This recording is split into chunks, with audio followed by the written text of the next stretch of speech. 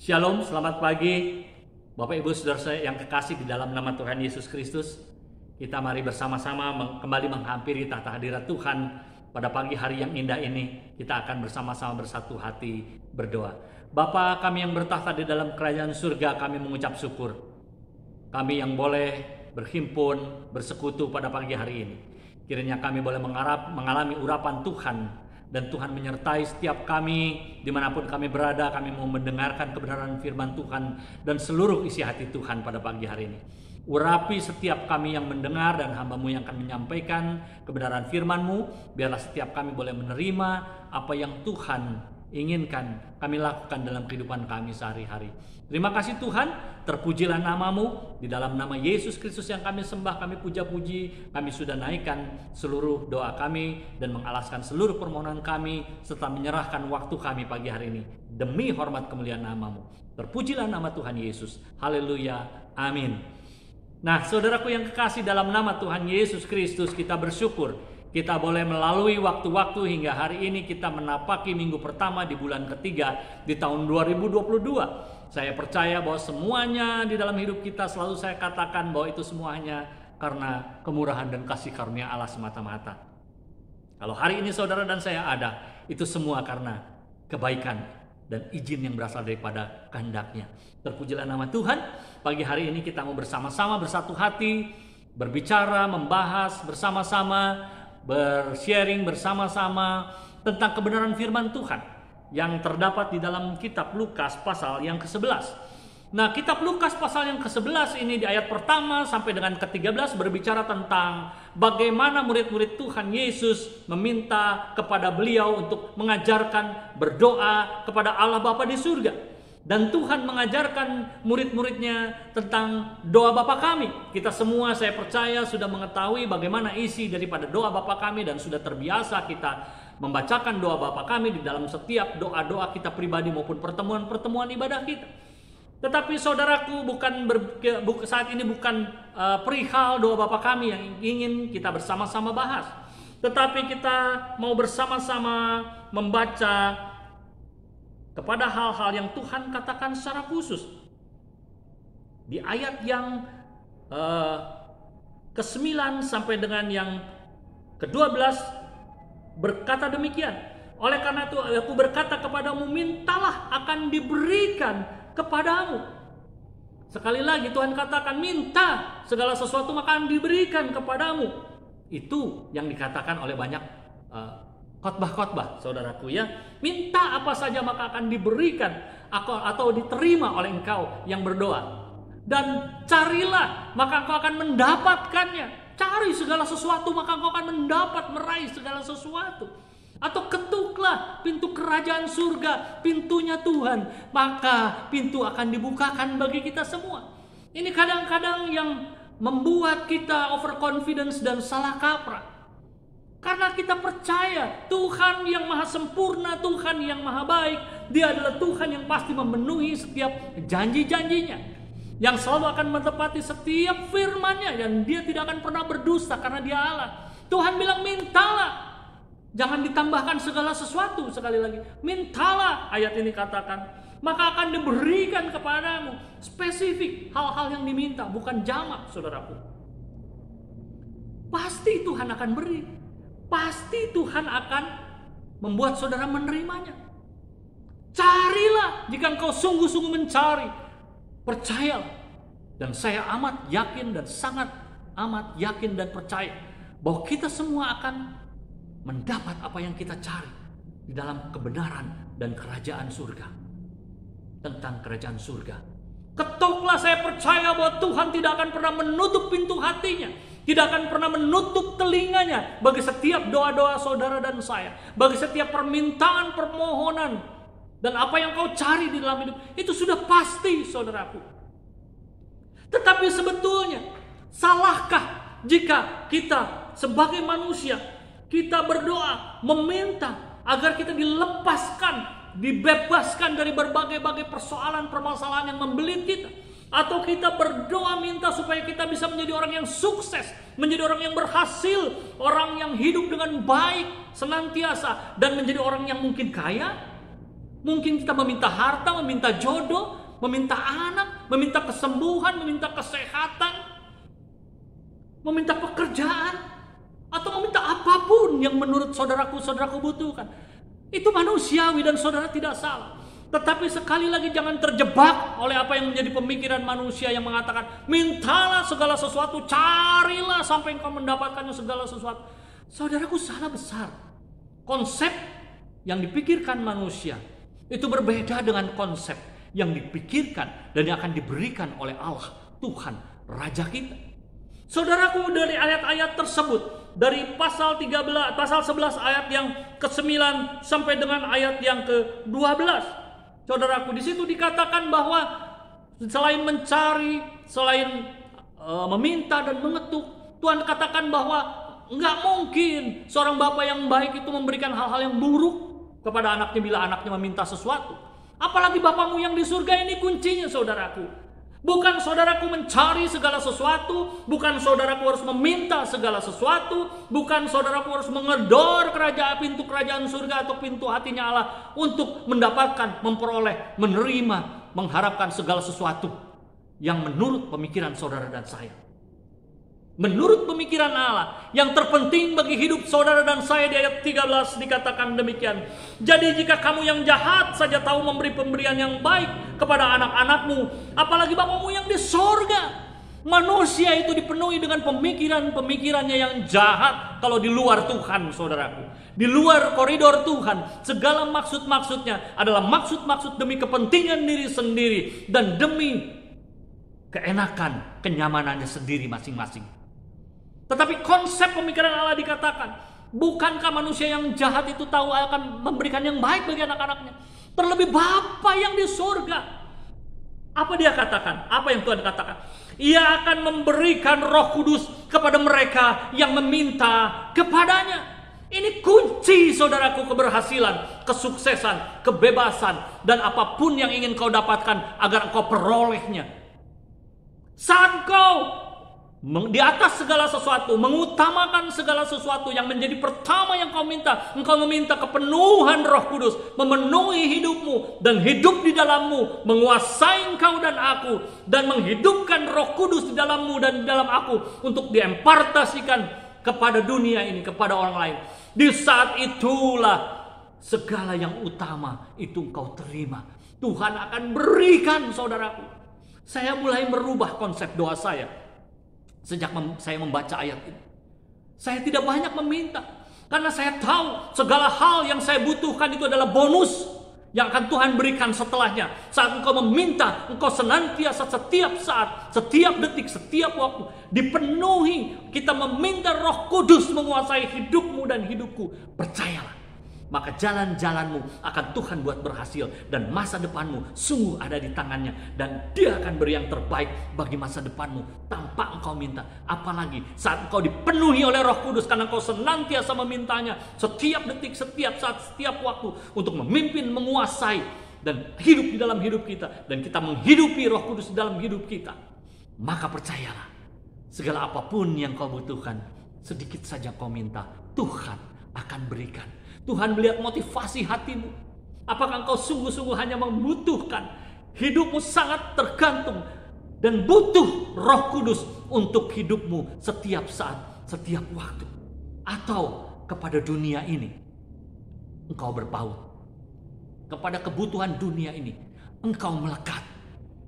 Sebagai manusia tidak munafik, kita membutuhkan hal-hal jasmani yang untuk memperlengkapi kehidupan kita selama kita masih hidup dan ada di muka bumi ini. Saya percaya itu, dan saya juga yakin akan hal itu. Tetapi percayalah, saat engkau membaca kebenaran firman ini, Tuhan tidak menyuruh engkau meminta segala sesuatu sesuai dengan keinginanmu, kebutuhanmu, dan apa yang kau cita-citakan dan kau harapkan.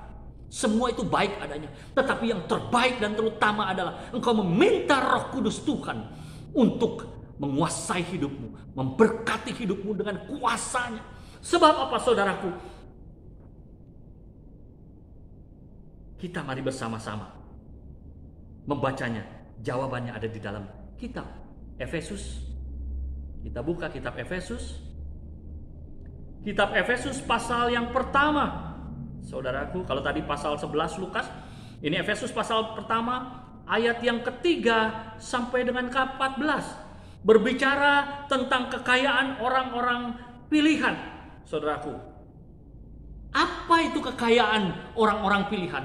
Kalau saudaraku membaca kebenaran firman ini ayat demi ayat, di situ bab dikatakan setiap orang pilihan Tuhan itu adalah orang-orang yang sudah dibuat Tuhan menjadi kaya. Kaya dalam apa, saudaraku? Tidak hanya sekedar berbicara tentang kaya dalam hal jasmani, tetapi hal yang lebih tinggi, kekayaan yang lebih tinggi daripada kekayaan duniawi, kekayaan jasmani yang hanyalah bagian kecil dan terlalu kecil bagi Tuhan, dan adalah bonus yang Tuhan akan berikan. Kekayaan itu adalah kekayaan surgawi, saudaraku. Kekayaan dikatakan orang pilihan Tuhan adalah karena Allah telah memilih kita. Sekali lagi, karena kasih-Nya sudah memilih kita sejak dunia dijadikan. Nah, saudaraku, itu adalah kekayaan yang terlalu luar biasa bagi kita dibandingkan dengan kekayaan duniawi. Saat dunia belum diciptakan, engkau sudah ditentukan Allah, sudah dipilih Allah untuk menjadi orang-orang pilihan. Bukankah itu hal yang sangat dahsyat, sangat ajaib, dan sangat hebat, saudaraku, dibandingin segala sesuatu yang ada di muka bumi ini? Kemudian hal yang kedua, kekayaan kita sebagai umat pilihan Allah adalah kita sudah ditebus oleh darahnya. Kita sudah ditebus dari kematian kekal oleh kematian Yesus Kristus Tuhan. Dia mewakili kematian kekal kita dengan menjadikan dirinya kutuk, terpaku di atas palang salib, dan dia mati untuk menebus dosa saudara dan saya. Dia curahkan darahnya, dia serahkan nyawanya untuk hanya menebus saudara dan saya.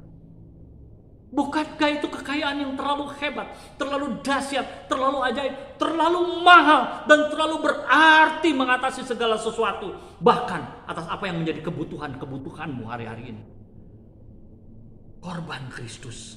Dan yang terutama, yang terakhir adalah karena perseteruan kita dengan Allah, dengan korban Kristus, kita dipersatukan di dalam Kristus sesuai dengan waktunya. Saat engkau mengakui Dia sebagai Tuhan dan Juru Selamat pribadimu, Juru Selamat pribadiku, maka engkau dipersatukan di dalam Kristus pada waktunya dengan Allah Bapa.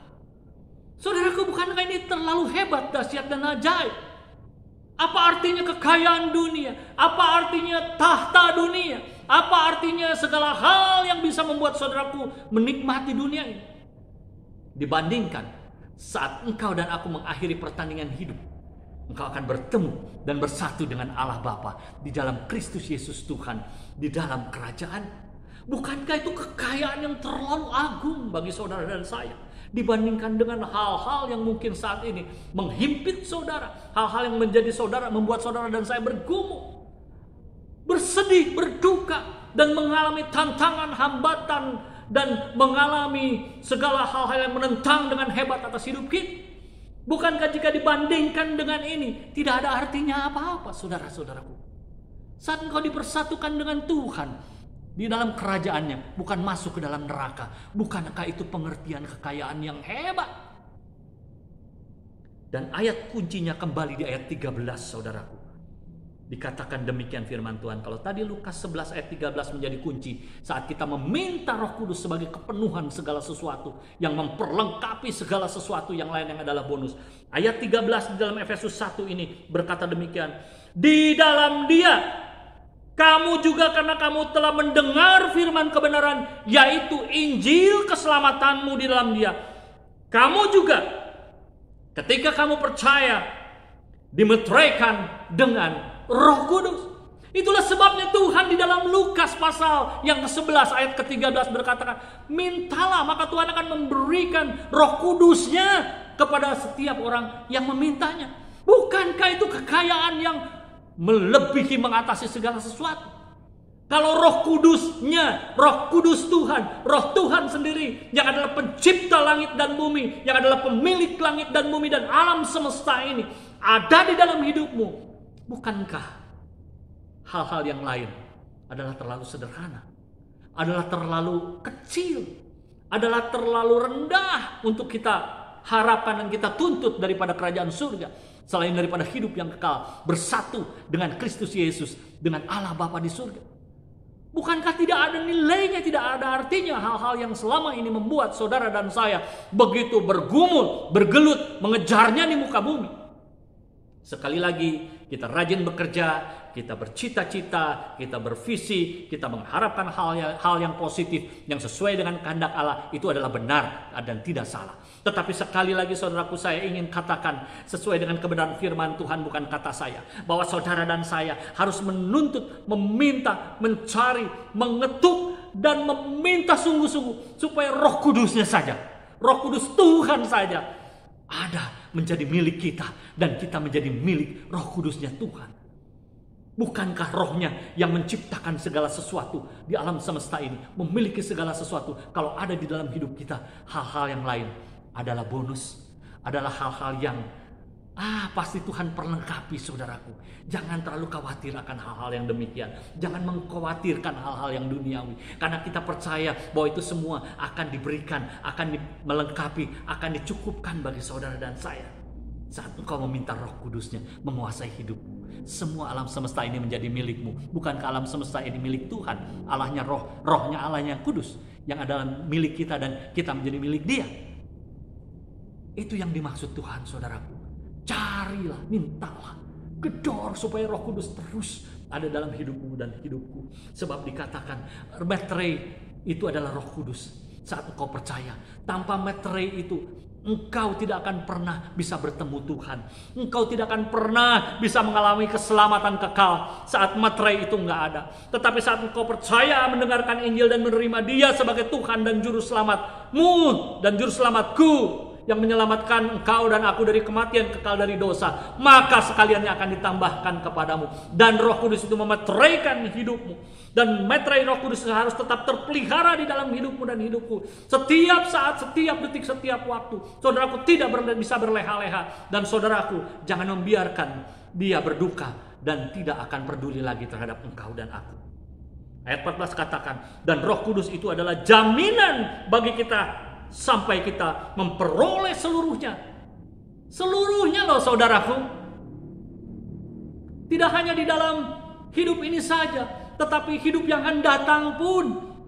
Roh Kudus itu menjadi meterai yang menjamin kau dan aku untuk memperoleh seluruh kegenapan kebenaran janji-janji Tuhan. Yaitu apa saudara? Penebusan yang menjadikan kita milik Allah untuk memuji kemuliaannya. Saudara dan aku menjadi milik Allah saat engkau termeterai oleh Roh Kudus. Saudaraku, bagaimana menguji Roh Kudus itu tetap ada, tetap hidup dan menghidupkan hidupmu dan hidupku. Saya percaya engkau dan aku akan merasakannya saat engkau sungguh-sungguh meminta, berharap, bergantung, dan hidup bersama-sama sejalan dengan Roh Kudusnya, dengan kehendak Rohnya, dan Rohnya menguasai saudaraku dan saya. Saya percaya engkau dan aku akan merasakan bagaimana hidupmu dan hidupku diubahkan, dan setiap saat, setiap waktu berubah, penuh dengan cara pandang Allah, penuh dengan hati Allah, penuh dengan kuasa Allah, penuh dengan cara pemikiran Allah, dan dipenuhi oleh damai sejahtera Allah dalam segala kehidupan yang hari-hari ini semakin tidak menentu, semakin penuh dengan gonjang-ganjing saudaraku, dan semakin menyesakan, dan hidup yang semakin mendekati puncak titik nadir hari-hari ini saudaraku. Bagaimana harga-harga begitu meningkat hari-hari ini akibat kondisi ekonomi, pasar modal dan uang yang terpuruk dan tidak menentu, terlebih-lebih dengan kejadian peperangan yang semakin luar biasa. Saudaraku, hidup hari ke depan tidak akan menjadi semakin baik, yang selalu seperti saya katakan. Sekali lagi, bukan saya menakut-nakuti dan mengancam saudara dan saya. Inilah kebenaran firman Tuhan. Saat ini gandum begitu luar biasa, saudaraku, kesulitan karena pusatnya ladang gandum sedang bermasalah hari-hari ini.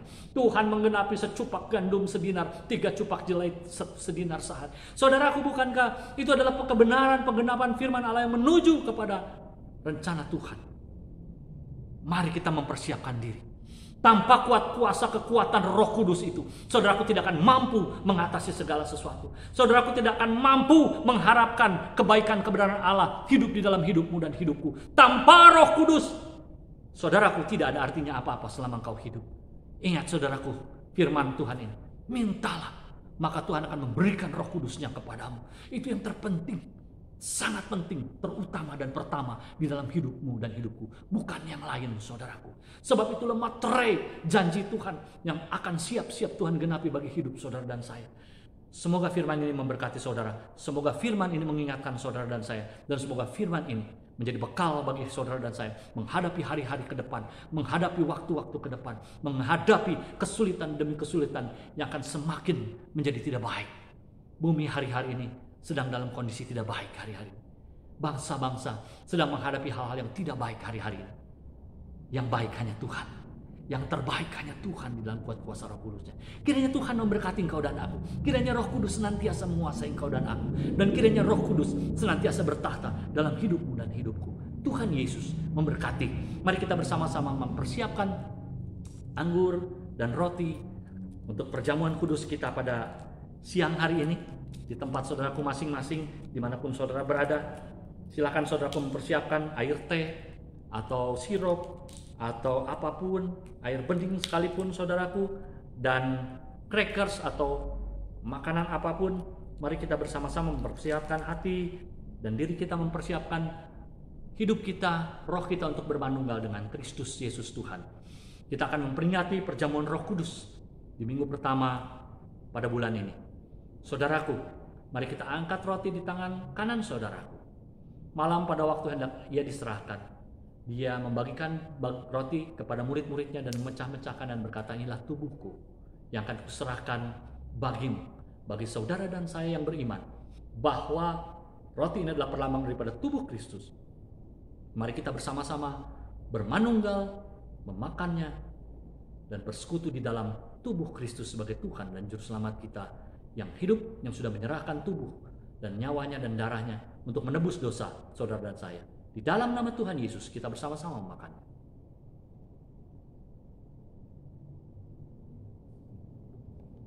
Terima kasih Tuhan.